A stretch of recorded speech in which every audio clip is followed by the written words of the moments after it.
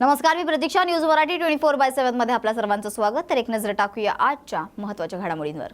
राजस्थान राज्याचे राज्यपाल महामहिम हरिभाऊ बागडे यांनी आज श्री साईबाबांच्या समाधीचे दर्शन घेतलं. तर यावेळी श्री साईबाबा संस्थानचे मुख्य कार्यकारी अधिकारी गोरक्ष गाडीलकर, उपमुख्य कार्यकारी अधिकारी तुकाराम हुलवळे, मंदिर विभाग प्रमुख विष्णू थोरात, जनसंपर्क अधिकारी तुषार शेळके, संरक्षण अधिकारी रोहिदास माळी आदी उपस्थित होते. तर राजस्थान राज्याचे राज्यपाल महामहिम हरिभाऊ बागडे यांनी श्री साईबाबांच्या समाधीचे दर्शन घेतल्यानंतर त्यांचा श्री साईबाबा संस्थानचे वतीने साईबाबा संस्थानचे मुख्य कार्यकारी अधिकारी गोरक्ष गाडीलकर यांनी सत्कार केला. यावेळी उपमुख्य कार्यकारी अधिकारी तुकाराम हुलवळे, मंदिर विभाग प्रमुख विष्णू थोरात हे देखील उपस्थित होते.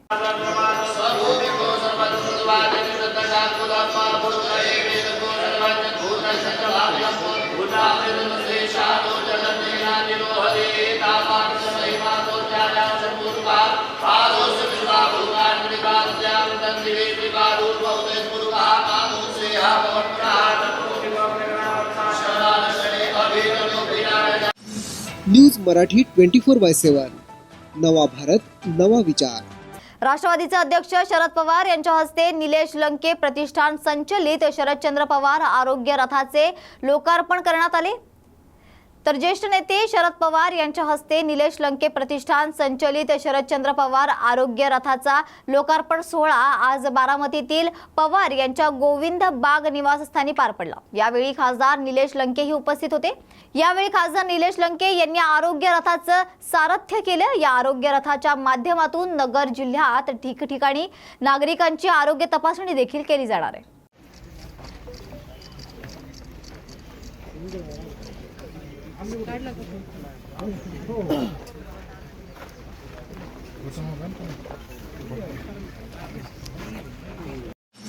न्यूज मराठी 24/7 नवा भारत नवा विचार. ज्येष्ठ नागरिकांच्या विविध मागण्यांसाठी जिल्हाधिकारी कार्यालयावर मोर्चा काढण्यात आलाय. तर आज नांदेड जिल्ह्यातील ज्येष्ठ नागरिकांच्या वतीने राज्यातील ज्येष्ठ नागरिकांना महिन्याला किमान 3,500 रुपये पेन्शन स्वरूपात देण्यात यावेत. ज्येष्ठ नागरिकांना सर्व वैद्यकीय सुविधा मोफत उपलब्ध करून द्याव्यात यासह विविध मागण्यांसाठी नांदेड जिल्हाधिकारी कार्यालयावर मोर्चा काढण्यात आलाय. तर सदरील मोर्चात आमदार बालाजी कल्याणकर यांनी सहभाग घेतलाय. तर ज्येष्ठ नागरिकांच्या समस्या मुख्यमंत्री एकनाथ शिंदे यांच्याकडे मांडून मागण्यांचा पाठपुरावा करू असे आश्वासन देखील त्यांनी दिले. तर सदरील मोर्चा डॉक्टर हंसराज वैद्य यांच्या मार्गदर्शनाखाली काढण्यात आला होता. यावेळी ज्येष्ठ नागरिक मोठ्या संख्येने सहभागी झाले. दाखवू नका, राहू द्या जवळ काढायला नाही.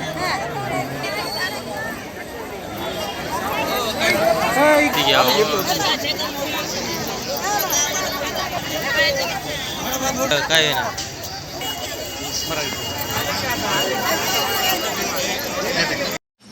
न्यूज मराठी 24/7 नवा भारत नवा विचार. धारावीत शांतता राखावी असं आवाहन स्थानिक पोलिसांकडून धारावीकरांना करण्यात आले. तर धारावीतील गोंधळ प्रकरणी डीसीपी तेजस्वी सातपुते यांनी सांगितलं की धारावीतील वातावरण पूर्णपणे शांत आहे. लोक आपापल्या घरी परतलेत. त्यांनी लोकांना शांतता राखण्याचे आवाहन देखील केले आणि सोशल मीडियावरील कोणत्याही पोस्टवर विश्वास ठेवू नका असंही त्यांच्याकडून सांगण्यात आलंय.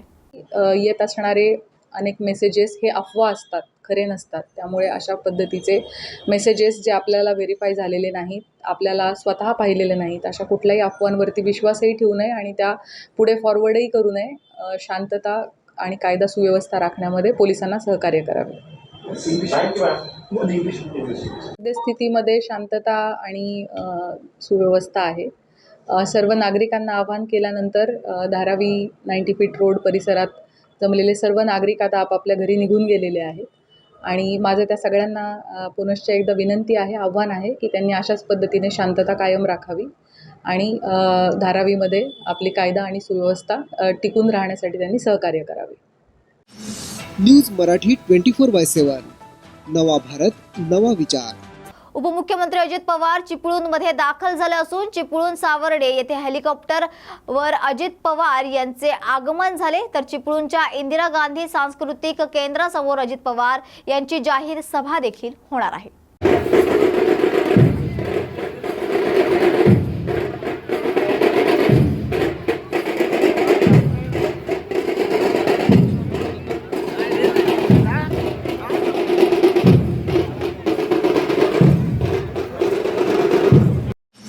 न्यूज मराठी 24/7 नवा भारत नवा विचार. घड्याळ चिन्हामुळे कन्फ्युजन होत असल्यानं समोरच्या गटाला सुद्धा दुसरं चिन्ह देण्यात यावं असं वक्तव्य सुप्रिया सुळे यांनी केलंय. त्याचबरोबर राष्ट्रवादी पक्ष हा शरद पवारांचा आहे, ते फाउंडर मेंबर आहेत. पक्षाचे कॉन्स्टिट्यूशन प्रमाणे फाउंडर मेंबर सगळे निर्णय घेतात. दुर्दैवाने अदृश्य शक्तीने आमचे कॉन्स्टिट्यूशनल डावलून पक्ष आणि चिन्ह दुसऱ्या गटाला दिलेलं आहे. निकाल लागेपर्यंत जसं आम्हाला दुसरं चिन्ह देण्यात आलं तसंच समोरच्या गटाला सुद्धा देण्यात यावं अशी मागणी आणि ही अनेक वेळा ही मागणी केली गेल्याचं सुप्रिया सुळे यांनी सांगितलंय. तसंच घड्याळ चिन्हामुळे कन्फ्युजन होत असल्याने आमची मागणी आहे की अदृश्य शक्तीने चुकीच्या पद्धतीने शरद पवार यांच्याकडून चिन्ह काढून घेतलं असल्याचा आरोपही त्यांनी यावेळी केलाय. काल पुण्यात एक खड्डा पडला पोस्ट ऑफिसमध्ये, त्याच्यावर सत्ताधारी म्हणतात की विरोधक विनाकारण बदनाम करतायत पुण्याला वगैरे वगैरे. विरोधकांचा काय संबंध? पुण्यामध्ये आणि महाराष्ट्रात क्राईम वाढलाय हे रोज चॅनल्सद्वारे दिसतंय. आणि केंद्र सरकारचा डेटा, आता महाराष्ट्रात आणि केंद्रात एकाच विचाराचं सरकार आहे, सातत्याने क्राईम वाढतोय. हा डेटा माझा नाहीये, केंद्र सरकारचा डेटा आहे आणि चॅनल्स आणि वर्तमानपत्रात रोजच दिसतंय. त्याच्यामुळे बदनाम करायचा विषय नाहीये. माझी विनंती आहे महाराष्ट्र सरकारने आणि गृह मंत्रालयाने थोडंसं गांभीर्याने त्यांची कामं घ्यावी. काही जागा वाटपासंदर्भात काही निर्णय झाले काय? 100 जागा आणि 84 जागा. हा फॉर्म्युला मी तुमच्या चॅनलवर पाहिला. ताई, जो सुनावणी सुरू आहे तर आपल्याकडून मागणी करण्यात आलेली आहे की जे पक्षाचं चिन्ह आहे ते आधीचं घड्याळ असेल जे त्या बाजूला असेल किंवा आताचं जे नाही आम्हाला नवीन दिलेलंच आहे चिन्ह.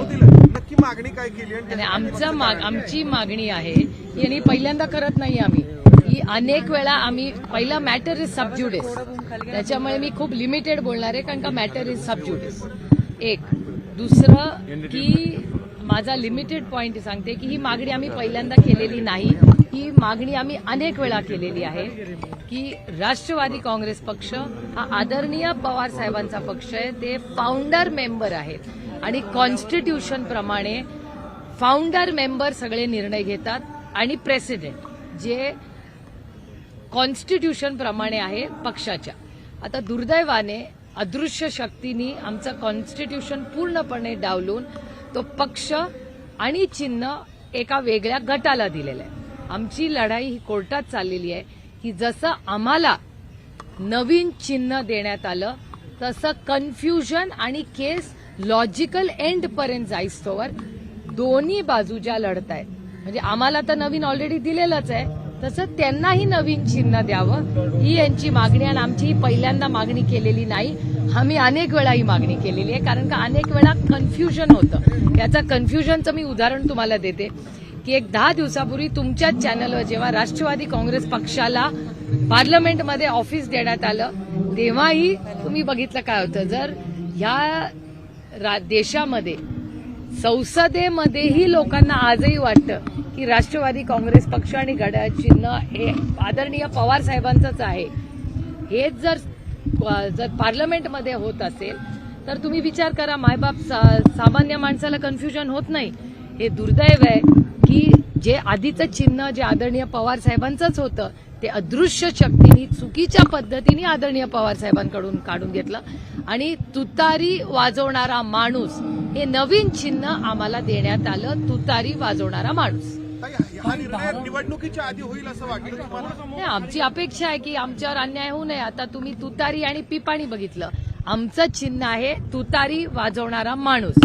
त्यानंतर पिपाणी साताऱ्याला दिली, किती मतं घेतली कारण का त्या फॉर्म मध्ये बाहेर तुतारी लिहिलं होतं, तिथे ते चिन्ह होतं जे चुकीचं आहे ना. आमच्यावर अन्याय आहे का? सशक्त लोकशाहीमध्ये पारदर्शकपणे संविधानाप्रमाणे हा देश चालला पाहिजे, पण आमच्यावर सातत्याने अदृश्य शक्ती अन्याय करते.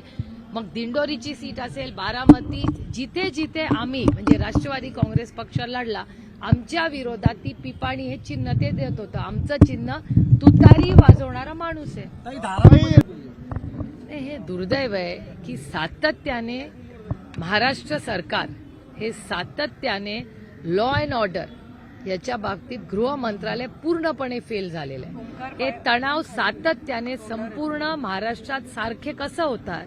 रोज चॅनलवर हिट अँड रन, ड्रग्ज, कोयता गँग, आणि आता तणावपूर्ण वातावरण. हे सातत्याने कोण होतंय? ज्या पद्धतीने भारतीय जनता पक्ष जे त्यांचे सहकारी पदाधिकारी आणि त्यांचे मित्रच पक्ष, तो काय नवीन शब्द आज निघालाय, वाचाळवीर.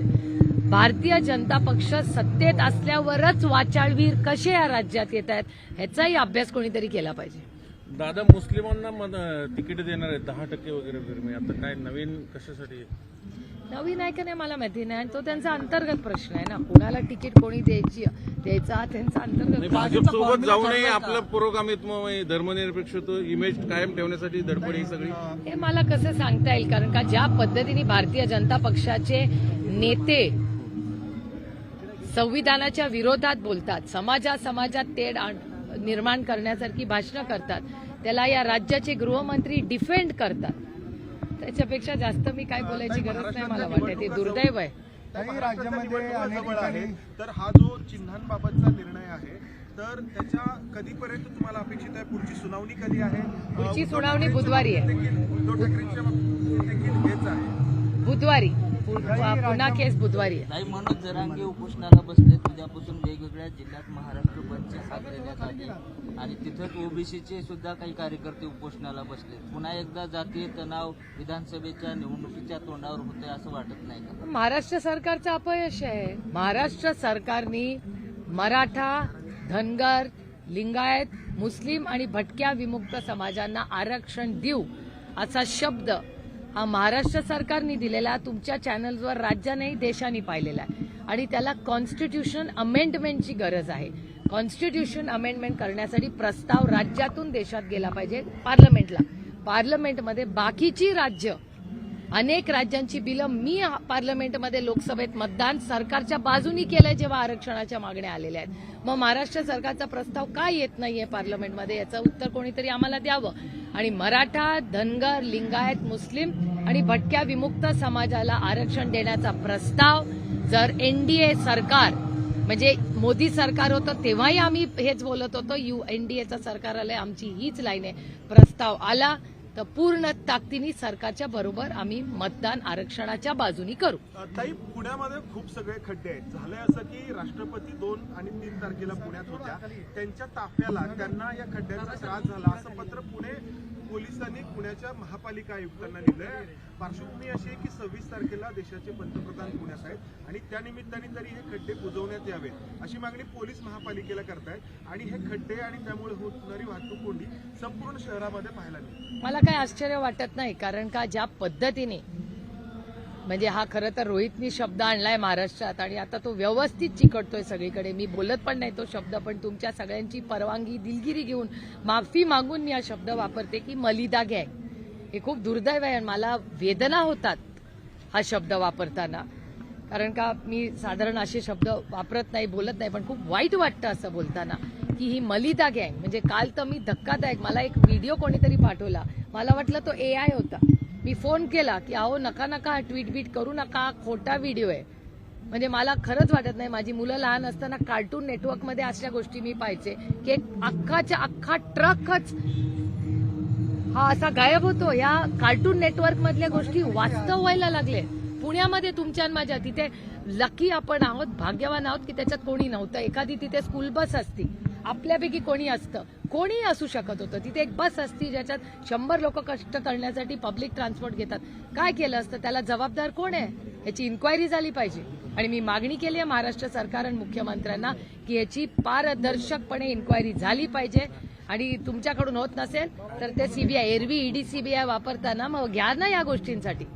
ही घटना घडल्यावर सुद्धा विरोधकांचा डाव आहे, कुठल्या प्रकारचं राजकारण काय ट्रक गिळणं, रस्ता म्हणजे काय म्हणतात त्याला, रस्ता असा एकदम खचला आणि त्याच्यात पुरा ट्रक गिळणं, हे पण विरोधकांचा टॅलेंट आहे. वा, म्हणजे आमच्या टॅलेंटची दाद दिली पाहिजे. मला आश्चर्य वाटतंय की केंद्राच्या मंत्र्यांनी असं स्टेटमेंट केलंय. सुनील देवधर नावाचे ग्रस्त म्हणतायत राज्यात तर महाविकास आघाडी. लोकशाही आहे, त्यांच्या काहीही बोलायचा त्यांना अधिकार आहे. आणि आमच्या विरोधात एरवी भ्रष्टाचार असे वगैरे आरोप द्यायचे. आता भ्रष्टाचाराचे आरोप भारतीय जनता पक्ष कुठल्या तोंडाने आमच्यावर काढला. त्याच्यामुळे आता आमच्या विरोधात बोलायला काहीच राहिलं नाही, म्हणून येईल. जागा वाटपासंदर्भात काय निर्णय झालाय का? आज उद्यामध्ये होईल. इलेक्शन खडक वाचलं 4 जण इच्छुक आहेत. 4 नाही. न्यूज मराठी 24/7 नवा भारत नवा विचार. मावस दिराने वहिनीची कोयत्यानं वार करून निर्घुण हत्या केल्याचा धक्कादायक प्रकार समोर आलाय. तर हातगाव तालुक्यातील कोळगाव येथे मावस दिराने वहिनीची कोयत्याने सपासप वार करून निर्घुण हत्या केल्याची खळबळजनक घटना गुरुवारी दुपारी घडली आहे. तर आरोपी शंकर बाबूराव जगताप याला पोलिसांनी गुरुवारी अटक केली आहे. तर मयत रेखा मारुती जाधव यांच्या पार्थिववर शुक्रवारी रात्री अंत्यसंस्कार करण्यात आले. रेखा जाधव या गुरुवारी दुपारी शेतात काम करत असताना तिच्यावर आरोपी शंकर जगताप याने वाद घालत कोयत्याने वार केले. त्यानंतर बाजूला असलेल्या ग्रामस्थांनी घटनास्थळी धाव घेत गंभीर जखमी अवस्थेत असलेल्या रेखा जाधव यांना नांदेड येथे उपचारासाठी हलवले. मात्र कोयत्याच्या जबर मारामुळे मोठा रक्तस्राव झाल्याने त्यांचा मृत्यू झालाय. या घटनेनंतर आरोपीला पोलिसांनी ताब्यात घेतलंय. या प्रकरणी तामसा पोलीस ठाण्यात आज सकाळीच गुन्हा नोंद करण्यात आला असल्याची माहिती सहाय्यक पोलीस निरीक्षक कमल शिंदे यांनी दिली आहे. मॅडम, जे काल कोळगाव हद्दीमध्ये खुनाचा प्रकार झाला, नेमका काय विषय होता आणि काय सांगता? पोलीस स्टेशन तामसा हद्दीत ग्राम कोळगाव येथे मारुती विठ्ठलराव जाधव यांची पत्नी रेखाबाई विठ्ठलराव जाधव त्या शेतात काम करत असताना त्यांच्याच गावातील त्यांच्या पतीचा मावस भाऊ हा त्या ठिकाणी आला. शंकर बाबाराव जगताप हा त्या ठिकाणी आला आणि पैशाच्या कारणावरून जुन्या वादावरून त्यांनी फिर्यादीच्या पत्नीला कोयत्याने अमानुष वार केले. त्या कोयत्याच्या वारमध्ये सदरची फिर्यादीची पत्नी ही गंभीर जखमी झाली आणि जखमी अवस्थेत नंतर नातेवाईकांनी तिला दवाखान्यात आणलं आणि उपचारादरम्यान ते मयत झाले. आपण पुढील प्रक्रिया काय करू? सदर प्रकरणात पोलीस स्टेशन तामसा येथे गुन्हा रजिस्टर नंबर 111 प्रमाणे गुन्हा दाखल असून कलम 103(1) 354 प्रमाणे गुन्हा दाखल केला, 352 प्रमाणे गुन्हा दाखल केला असून पुढील तपास आम्ही करत आहोत. सदर गुन्ह्यातला आरोपी आम्ही सकाळी ताब्यात घेऊन अटक केला आहे. बाकी पुढील तपास आम्ही करत आहोत. न्यूज मराठी 24/7 नवा भारत नवा विचार. डोर्लेवाडी येथील रयत शिक्षण संस्थेच्या शाळेच्या इमारतीची शरद पवार यांनी पाहणी केली. तर डोर्लेवाडी येथील न्यू इंग्लिश स्कूल हायस्कूलची इमारत जीर्ण झाली असून या हायस्कूलला नवीन इमारत होणे गरजेचं आहे. तर झारगरवाडी आणि डोर्लेवाडी गावातील नागरिकांनी नवीन इमारत बांधण्याची मागणी केली आहे. शरद पवार यांच्या आवाहनानंतर डोर्लेवाडी येथील रयत शिक्षण संस्थेची नवीन शाळेच्या इमारतीसाठी स्थानिक नागरिकांकडून करोडो रुपयांचा निधी देखील जमा करण्यात आला. तर शाळा इमारतीसाठी उद्याच्या भवितव्यासाठी काही निर्णय घेतला पाहिजे यासाठी एकत्र आलो आहोत. कर्मवीर भाऊराव पाटलांनी रयत शिक्षण संस्था कराड येथे पहिली शाळा काढली. रयत शिक्षण संस्थेचा मी देखील विद्यार्थी आहे. 40 वर्षात मला रयत शिक्षण संस्थेत अनेक पदावर काम करण्याची संधी मिळाली आहे. दर्जेदार शिक्षण मुलांना कसं देता येईल यावर आमचं लक्ष आहे. परदेशात देखील रयत शिक्षण संस्थेचे विद्यार्थी भेटतात. परदेशात भेटलेला विद्यार्थी छाती ठोकपणे सांगतो रयत शिक्षण संस्थेचा मी विद्यार्थी आहे. त्यावेळेस अभिमान वाटतो अशी भावना देखील शरद पवार यांनी यावेळी व्यक्त केली आहे.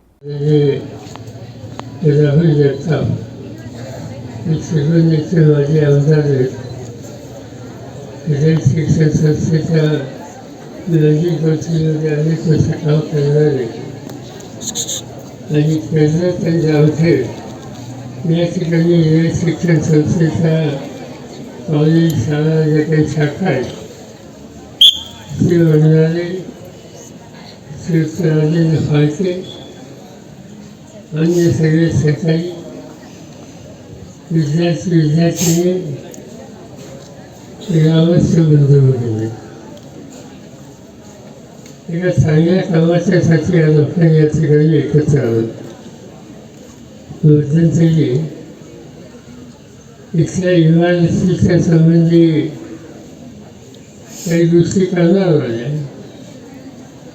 त्या आल्याच्या नंतर त्या क्षेत्राच्या तज्ञांच्याकडून या इमारतीची तपासणी करण्यात आली आणि त्याचा निष्कर्ष असा आला ही जी इमारत आहे ती आता जुनी झाली. त्याच्यामध्ये काम करण्याची आवश्यकता दिसत नाही आणि योग्य वेळी नवीन वास्तूचा निर्णय जर घेऊ शकलो तर नवी पिढी जी आपण सर्व अन्याला अभिप्रेत आहे ती या भागातून तयार होऊ शकेल आणि त्यासाठी हा कार्यक्रम हातामध्ये घ्यायची गरज आहे. गावचे सरपंच प्रमुख कार्यकर्ते यांची माझी भेट झाली आणि त्यांना सांगितलं की आम्ही आराखडा नकाशा सगळ्या तयार करून देतो. ती जबाबदारी बारामतीचे आर्किटेक्ट शिक्षी आणि त्यांच्या सरकारच्या टाकली. त्यांनी त्याचं एक आराखडा तयारी केला आहे आणि काम सुरू करायचं म्हणजे नंतर काय काय अडचण यायची याची वाटली. जागेचा खर्च आला.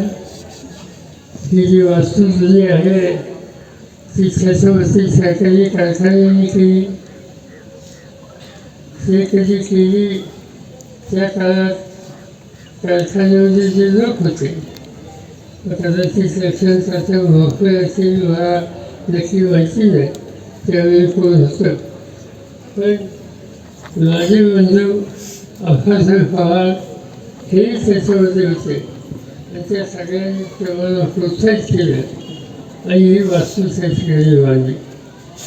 पण आजची स्थिती बघितल्याच्यानंतर आपल्याला उद्याच्या भविष्याच्या दृष्टीनं काही नवीन निकाल घेतला पाहिजे.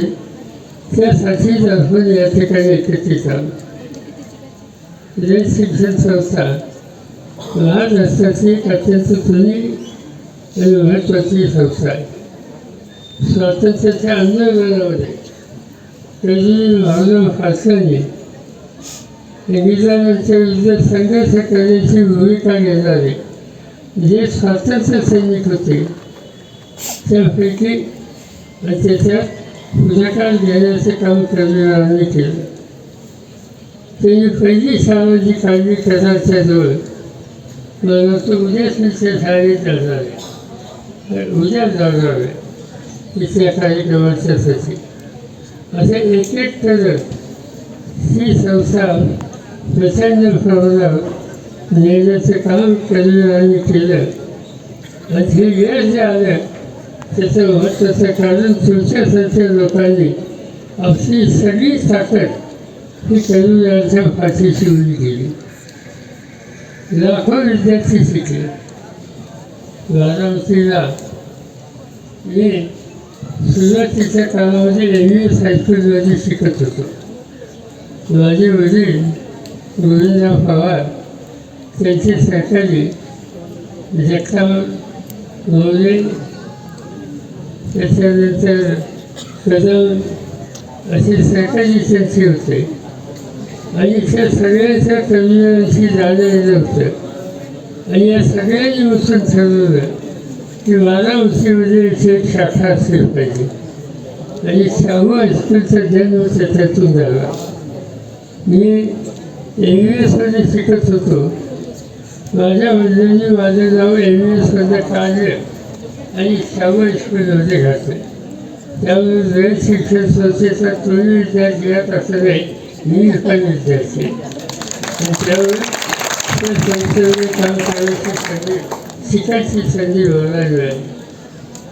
गेले 40 वर्ष संस्थेच्या मॅजिक कौन्सिल असो कमिटी असो आज अध्यक्षपद असो या सगळ्या ठिकाणी काम करायची मला संधी मिळाली. माझ्या आधी वसंतराव पाटील अध्यक्ष होते. त्याच्या आधी यशवंतराव चव्हाण अध्यक्ष होते. दादांच्या नंतर गेले अनेक वर्ष रयत शिक्षण संस्थेचे अध्यक्षपद हे माझ्याकडे आहे आणि आम्ही सगळे मिळून या संस्थेचा विस्तार कसा होईल या संस्थेमध्ये सुविधा कशी येतील आणि या संस्थेच्या मुलामुलींना दर्जेदार शिक्षण कसं देता येईल याच्यामध्ये लक्ष देत असतो. आणि सुदैवानं आमचा सगळा अध्यापक वर्ग आणि संस्थेचे सगळे सहकारी हातोहात कष्ट घेत आहेत आणि त्यामुळे या संस्थेचं नाव नुसतं नव्हे त्याचे अनेक मुलं मुली आज जगात अनेक ठिकाणी भेटतात. मी कामाच्या निमित्तानं कधी इंग्लंडला जातो, कधी अमेरिकेमध्ये जातो.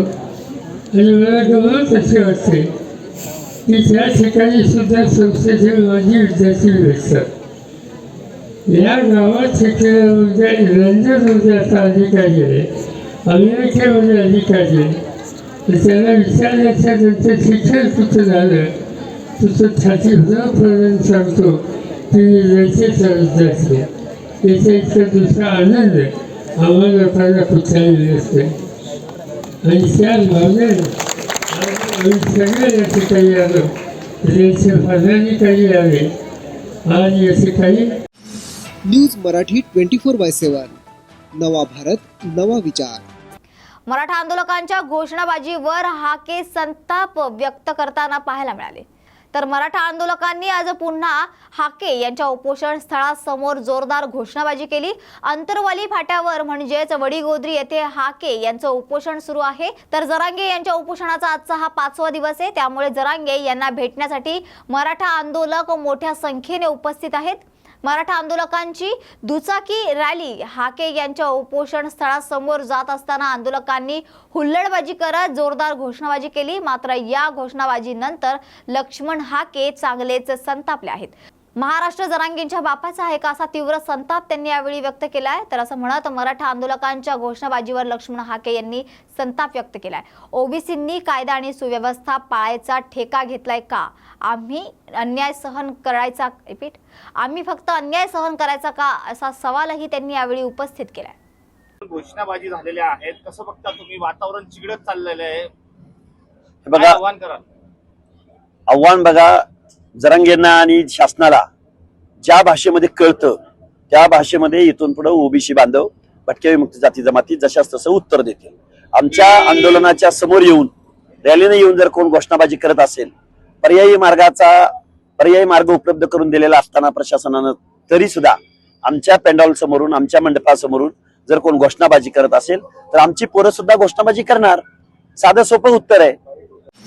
न्यूज मराठी 24/7 नवा भारत नवा विचार. लोकशाही तिसरी, चौथी, पाचवी, 6वी आघाडी काढण्याचा प्रत्येकाला अधिकार आहे असं वक्तव्य उदय सामंत यांनी केलंय. त्याचबरोबर बच्चू भाऊंनी सांगितलेली दिव्यांग मंत्रालयाची मागणी ही मुख्यमंत्र्यांनी पूर्ण केली आहे. त्यांचं वैयक्तिक मत काही असेल पण सरकारने महाराष्ट्रासाठी चांगलं काम केलंय असंही ते यावेळी म्हणालेत. सामंतसाहेब, धारावीची जी घटना आहे, मशिदीचा अनधिकृत भाग पाडण्यावरून वादंग झालाय किंवा तिथे तणावाचं वातावरण होतं, बीएमसीच्या पण गाड्या फोडल्या, काय तुम्ही त्यावर? सकाळी देखील सांगितलं की गैरसमजातनं कुठलीही गोष्ट होऊ नये. महानगरपालिकेच्या अधिकाऱ्यांशी त्यांचा गैरसमज झालाय, त्यांनी चर्चा करणं आवश्यक आहे. शेवटी अनधिकृत बांधकामामुळे काही अडचणी देखील निर्माण होऊ शकतात, याची सगळ्याची नोंद घेणं गरजेचं आहे. परंतु कशामुळे झालंय, काय झालंय याची मला कल्पना नाही, कारण मी इथं स्वतः पुण्यामध्ये कार्यक्रमाला आहे. परंतु कोणाचाही गैरसमज होऊ नये यासाठी ज्यांचा गैरसमज झालाय त्यांनी महानगरपालिकेशी संवाद साधणं गरजेचं आहे. धनगर आरक्षणासाठी GR काढण्याची घोषणा केलेली आहे तुमच्याकडनं मुख्यमंत्र्यांनी. हाकेंनी त्यावरती टीका केलेली आहे की त्यांचा हा संसदेचा अधिकार आहे, मुख्यमंत्री घटनेचा द्रोह करतात. या संदर्भामध्ये जे काही नियमामध्ये आहे ते सरकार करेल. कुणीही सरकारवर काही टीका केली म्हणून त्याच्यातनं मला अजून काही कॉन्ट्रोवर्सी निर्माण करायची नाही. परंतु जे काही करू ते सगळ्यांच्या हिताचंच करू. मनोज जरांगेंची पण तब्येत बिघडली आहे, उद्या पुणे बंदचं आवाहन केलंय. मी काल देखील मनोजींना विनंती केलेली होती की आपल्या सुरुवातीपासूनच्या मागण्या त्या सरकारनं सकारात्मक घेतलेल्या होत्या. शिंदे समिती स्थापन केलेली आहे. गॅजेटसाठी हैदराबादचा आम्ही प्रयत्न करतोय. कुणबी बांधवांना निजामकालीन नोंदणीप्रमाणे दाखले देखील दिलेले आहेत. पितृसत्ताक पद्धतीनं सगळं सोयऱ्याचा प्रश्न देखील निकाली काढण्याचा आमचा प्रयत्न आहे. 10% टिकणारं आरक्षण मराठा समाजाला दिलेलं आहे. परंतु हे सगळं करत असताना ओबीसीच्या देखील न्याय हक्काला कुठं धक्का लागणार नाही याची देखील प्रिकॉशन सरकार घेणार आहे आणि त्यांनी घेतलेली आहे. त्याच्यामुळे मनोजींना सरकारच्या मार्फत माझी आता देखील विनंती आहे की सरकारनं त्यांच्याबरोबर अनेक वेळा चर्चा केलेली आहे, अनेक वेळा मार्ग काढण्याचा प्रयत्न केलेला आहे. तसाच सकारात्मक मार्ग हा भविष्यामध्ये देखील सरकार काढणार आहे, ही आमची भूमिका आहे. महायुतीच्या मुख्यमंत्रिपदावर आदित्य ठाकरेंनी टीका केली आहे का गद्दारांचा चेहरा पुढे करणार? मला असं वाटतं की 15 दिवसापूर्वी राष्ट्रवादी काँग्रेस पक्षाचे पवार साहेबांनी जी भूमिका मांडली त्याचा बोध काही लोकांनी घेणं गरजेचं आहे. एका पक्षामध्ये एका दगडामध्ये 3 पक्षी कसे मारतात हे 15 दिवसापूर्वी सिद्ध झालेलं आहे. बाकीच्यांवर टीका करण्यापेक्षा पवारसाहेब काय म्हणाले याच्याकडे त्यांनी आत्मचिंतन केलं पाहिजे. पवारसाहेब असं म्हणाले की संख्याबळ आल्याशिवाय मुख्यमंत्र्यांची चर्चा करणं हे अयोग्य आहे. म्हणजे अजून संख्याबळाचं कुठं काही नाही. दुसरी महत्वाची गोष्ट की निवडणुकीच्या अगोदर मुख्यमंत्री पदाची चर्चा करणं ही देखील अयोग्य आहे. म्हणजे ज्यांचं स्वप्न आहे मुख्यमंत्री बनायचं ते देखील धुळीला मिळवलेलं आहे. आणि तिसरं ते असं म्हणाले की या सगळ्या ह्याच्यामध्ये संख्याबळ आलंच तर नव्या चेहऱ्याचा देखील विचार होऊ शकतो. याचा अर्थ त्यांच्या पक्षाच्या लोकांना देखील त्यांनी समजून सांगितलेलं आहे की उगाच जास्त धावाधाव करू नका. आणि दुसरं त्यांनी सांगितलेलं आहे की मुख्यमंत्री पदाचं संख्याबळाशिवाय काही खरं नाही. त्याच्यामुळे संख्याबळ येण्याच्या अगोदर मुख्यमंत्री पदाची स्वप्न कोणी पाहू नये ह्याचा पहिला विचार करा ना. आम्ही काय करायचं आम्ही काय नाही करायचं आम्ही ठरवू. बिहार पॅटर्नची जी चर्चा होत होती का दादांनी बिहार पॅटर्नची चर्चा केली होती खरंच बिहार पॅटर्न काय कमी संख्याबळ असलेल्या पक्षाला मुख्यमंत्री पद नाही आता बिहार पॅटर्न काय मला माहित नाही परंतु महाराष्ट्र पॅटर्न 20 जूनला तुम्ही बघितलेला आहे. पुरंदर एअरपोर्टचा विषय आहे. कधीपर्यंत होईल काय त्याची या संदर्भामध्ये मी अनेक वेळा सांगितले की या संदर्भातलं ऍक्विएशन कसं करायचं त्यांना पैसे कसे द्यायचे त्याच्यानंतर कंपनीकडनं कशा पद्धतीनं लँड ऍक्विएशन करून घ्यायचं हे युद्धपातळीवर सुरू आहे. परंतु त्या ठिकाणी विमानतळ होणार आहे निश्चित झालेलं आहे. बच्चू कडूंनी नाराजी व्यक्त केलेली आहे. तुम्ही त्यांची कामं केली असती तर ते तुमचे गुलाम राहिले असते शिंदे आणि मला असं वाटतं की आणि तिसऱ्या आघाडीत गेले मगाशी देखील याचं मी उत्तर दिलेलं आहे.